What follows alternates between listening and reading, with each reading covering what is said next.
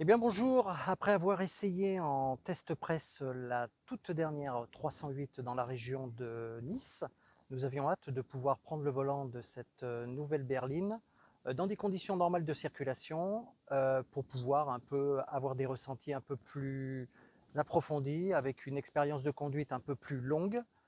Et que dire de cette nouvelle berline?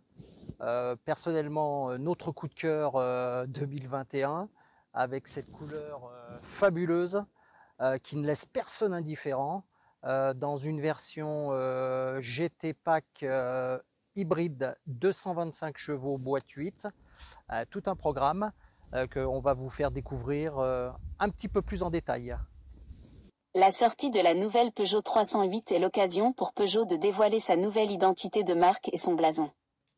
Il faut dire que la 308 c'est plus de 7 millions de véhicules vendus au fil de ces 3 générations avec, rappelons-le, 42 prix internationaux dont le prestigieux titre de Car of the Year pour la seconde génération en 2014.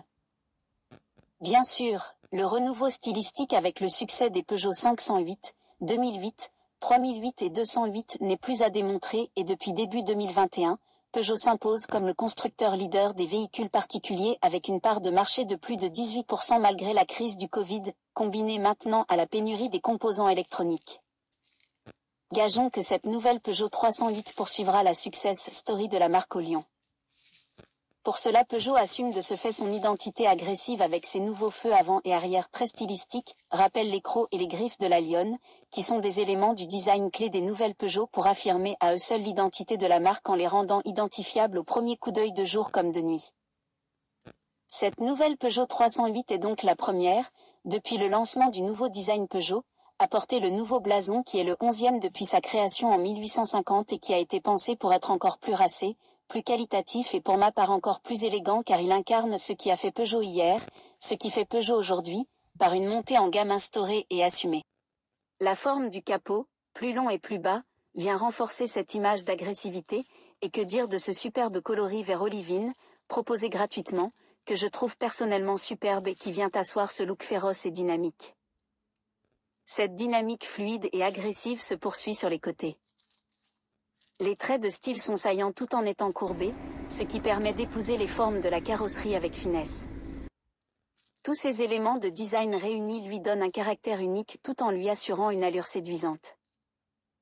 À noter, le petit rappel du logo sur les ailes avant pour les finitions haut de gamme, GT et GT Pack.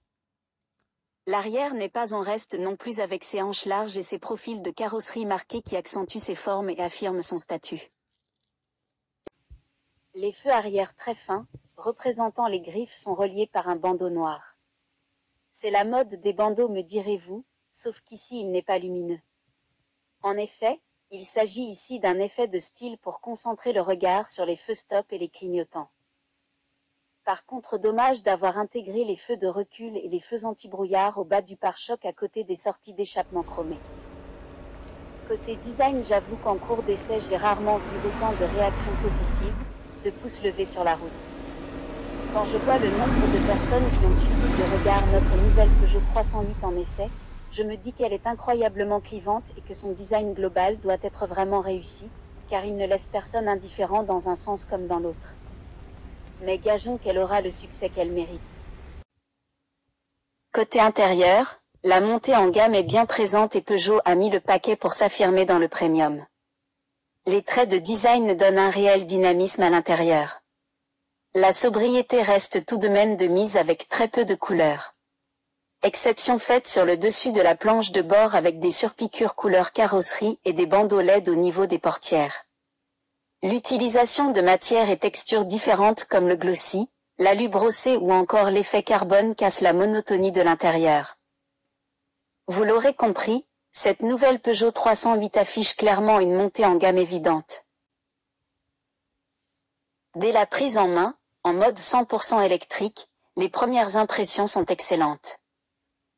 À noter que l'autonomie en 100% électrique est d'environ 60 km, ce qui permet d'optimiser les trajets urbains en zéro émission de CO2 et zéro goutte d'essence. Le freinage régénératif est également disponible en phase de freinage et de décélération pour recharger partiellement la batterie et accroître l'autonomie en électrique. Il faut le reconnaître, cette nouvelle Peugeot 308 est un réel plaisir à conduire. Dynamique et confortable, voilà deux mots qui pourraient résumer le plaisir de conduite de la 308. Le châssis est excellent avec toujours ce toucher de route parfait que l'on doit aux ingénieurs de la marque Olion. Avec ses 1700 kg, la 308 se montre malgré tout docile et plaisante sur toutes les routes. Le train avant est précis, solide et sécurisant. En résumé, oui, cette nouvelle Peugeot 308 offre un réel plaisir de conduite, et elle va devoir se faire une place entre la Volkswagen Golf, la Renault Mégane, l'Audi A3 mais aussi la Citroën C4, la BMW série 1, et j'en passe. Pour nous, c'est sur cette nouvelle 308 est incontestablement notre coup de cœur 2021. Le succès sera au rendez-vous et je parierai bien sur un prix ou une reconnaissance internationale gratifiant le travail des designers de Peugeot à très court terme. Côté tarif, l'entrée de gamme Active Pack est disponible à partir de 24 800 € en motorisation PureTech 110. Sur notre modèle essayé en finition GT Pack, hybride 225, les prix s'envolent et approchent les 46 000 € en finition toute option avec même un superbe toit ouvrant.